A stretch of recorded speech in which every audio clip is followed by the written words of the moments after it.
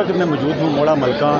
الحاج پیر توصیف حسین شاہ صاحب کے یہاں پر آج عرس مبارک کا اہتمام کیا گیا ہے، جس میں سینکڑوں کے حساب سے لوگوں نے شرکت کی اور دعائے خیر بھی کی گئی۔ اس وقت میرے ساتھ پیر سید توصیف حسین شاہ صاحب موجود ہیں۔ آئیے ان سے جانتے ہیں کہ عرس مبارک کے حوالے سے کیا ان کا پیغام ہے اور لوگوں کو کیا پیغام دیں گے۔ سر، سب سے پہلے تو آپ کو مبارکباد پیش کرتے ہیں کہ اتنا بڑا اجتماع آپ نے کیا، عرس مبارک میں بڑی دور دور سے لوگ آپ کے پاس، اس حوالے سے مزید آپ کا کیا کہنا چاہتے ہیں؟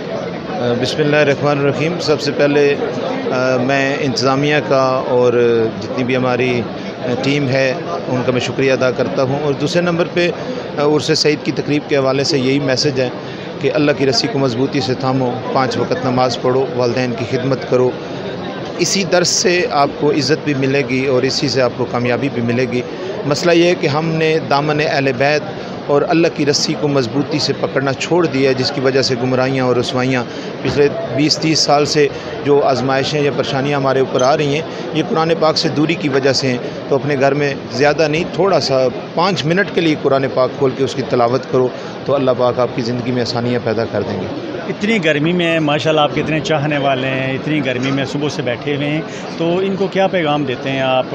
کہ ہر سال ماشاءاللہ آپ کا ایک بڑے سے بڑا اجتماع ہوتا ہے، مزید ان آپ کو جو چاہنے والے ہیں ان کو کیا پیغام دیں گے آپ؟ میرا پیغام یہ ہے کہ آپ جس طرح اتنی محبت کے ساتھ آپ لوگوں نے یہاں پہ آ کے محفل میں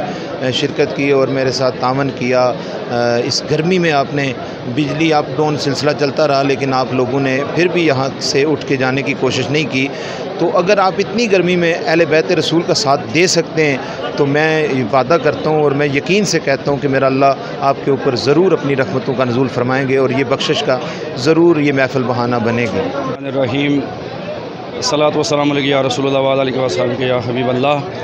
میں آج یہاں پہ موڑا ملکہ شریف میں پیر سید سجاول حسین شاہ صاحب کے عرس میں یہاں پہ حاضر ہوں، اور یہاں پر حاضر ہونے کا مقصد یہ ہوتا ہے کہ ہمارے دلوں میں عشق مصطفیٰ کریم علیہ الصلاۃ والسلام کی شمع کو روشن اور منور کیا جائے، اور جو بزرگان دین ہیں ان کی تعلیمات جو ہیں وہ جتنے بھی یہاں پہ زائرین آنے والے ہیں ان تک پہنچایا جائے کہ انہوں نے زندگی اپنی ساری جو ہے وہ اللہ اور اللہ کے رسول صلی اللہ علیہ وسلم کی رضا کی خاطر ان کے بتائے ہوئے راستے پر گزاری ہے۔ اللہ تعالیٰ کی ذات مجھے اور آپ کو بھی یہ کوشش کرنے کی کچھ توفیق عطا فرمائے کہ ہم سب جو ہیں وہ اللہ اور اللہ کے پیارے رسول صلی اللہ علیہ وسلم کے احکامات مانیں اور ان پر عمل پیرا ہوں۔ اللہ تعالیٰ کی ذات مجھے اور آپ کو عمل کی توفیق عطا فرمائے۔ کیمرہ مین کے ساتھ ساجد نذیر، عدالت نیوز، میرپور آزاد کشمیر۔